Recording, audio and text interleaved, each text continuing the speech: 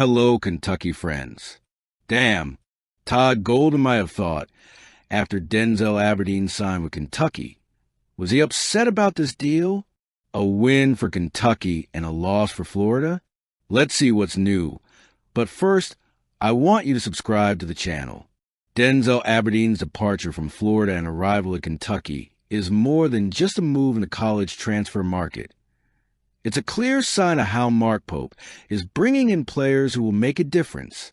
The point guard, a key player in the Gators' national title, arrives at Kentucky at a time when the team is looking to combine talent, maturity, and a new competitive identity.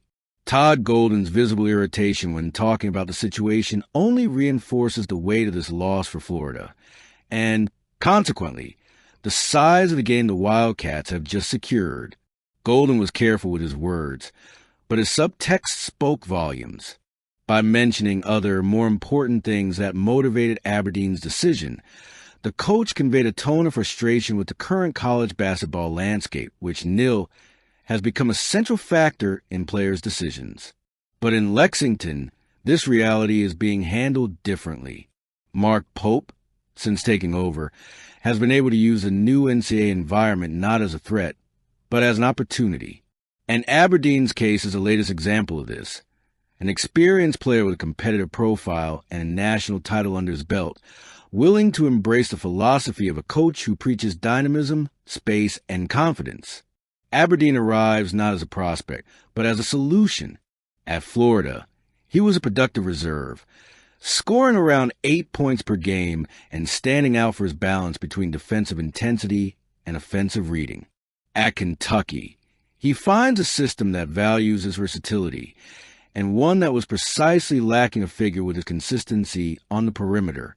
Pope has been clear about the need for players who understand the game, who can occupy space, and who don't rely solely on shooting volume to impact the game. In this context, Aberdine fits the bill perfectly. The transfer also represents a symbolic shift. Kentucky, historically known for recruiting high school stars and projecting talent to the NBA, now balances that tradition with the arrival of more mature athletes from other successful programs. It's a quiet but extremely calculated rebuilding strategy. Pope knows that to compete with the SEC giants and aim for a solid run to Indianapolis, he needs more than raw talent. He needs experienced voices in the locker room, players who understand what it means to win in March. On the other side, Florida is feeling the blow.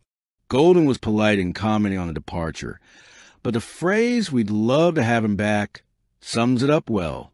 It's not just about losing a player, but about losing a central piece in the machinery of a team that had just won the title. This is a reality of the new college basketball. Established programs also have to deal with the power of attraction from rivals who have been able to adapt more quickly to new dynamics. Meanwhile, in Lexington, the mood is one of expectation and optimism. Pope sees Aberdeen not only as a technical reinforcement, but also as an example of what he intends to make of Kentucky, a team that blends youth and experience, tradition and modernity, talent and collective effort. Golden's veiled criticism, deep down, is the best compliment Pope could receive, because when the opponent laments, it's a sign that the move was right. With Aberdeen in blue, Kentucky gains more than a point guard. They gain leadership, stability, and a player who already knows what it's like to cut nets in April. Let's move on. The atmosphere surrounding Kentucky basketball is about to gain a new, more powerful ingredient. And a name that's been in the conversation recently is Josh Irving. The four-star center, ranked as the 51st best player in the 2026 class and one of the top 5 centers in the country, according to the 247 Sports Composite rankings, has narrowed his final list to 3 universities, Kentucky, Louisville, and Texas A&M, with a decision expected next week. The ball is now in the court for Mark Pope and his staff to demonstrate all the magnetism that has made the program synonymous with excellence in college basketball. Irving, at an impressive 6 feet 2 inches and 200 pounds, is a rare West Coast gem, coming straight from Pasadena, California. He attended Big Blue Madness last weekend, an iconic event that often seals emotional commitments with prospective players. And if there's one thing the Kentucky Wildcats know how to do well, it's transforming these kind of events into truly unforgettable experiences. His sudden cancellation of a visit to USC, a surprising move for many analysts, only reinforces the idea that the Mark Pope-led project may be exactly the ideal setting for the young athlete to take the next step in his career.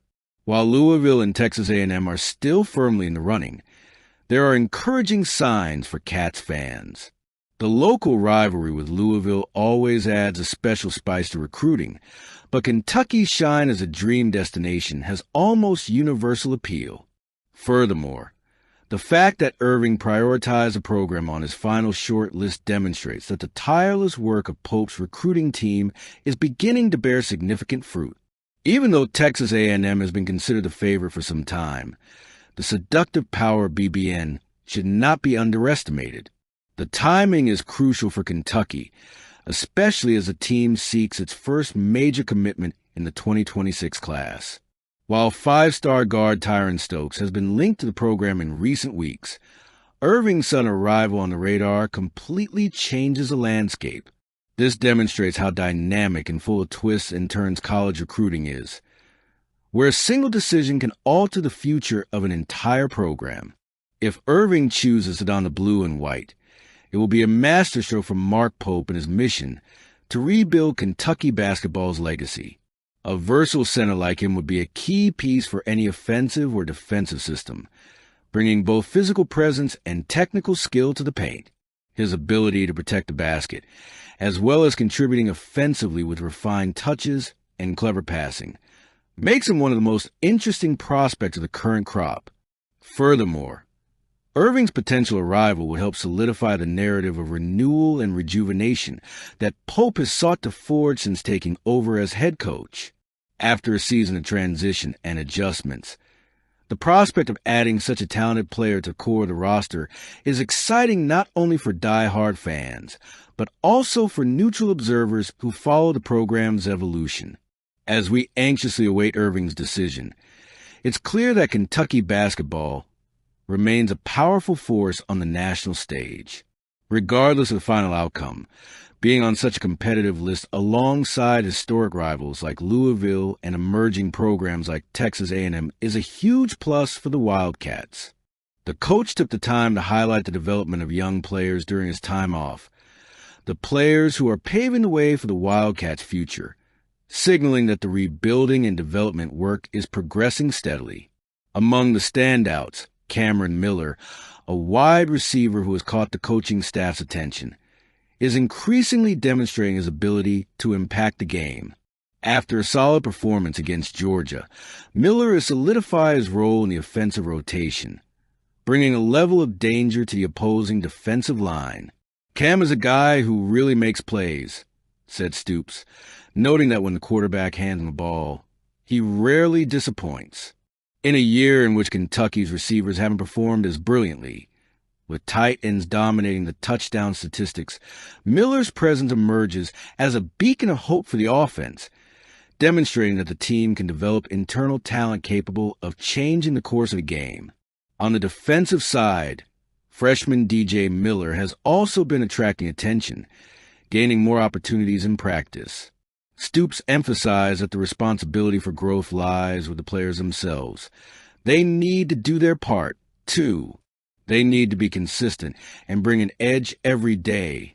So we trust them. This type of approach is crucial for a team facing predictable losses at this point in the season.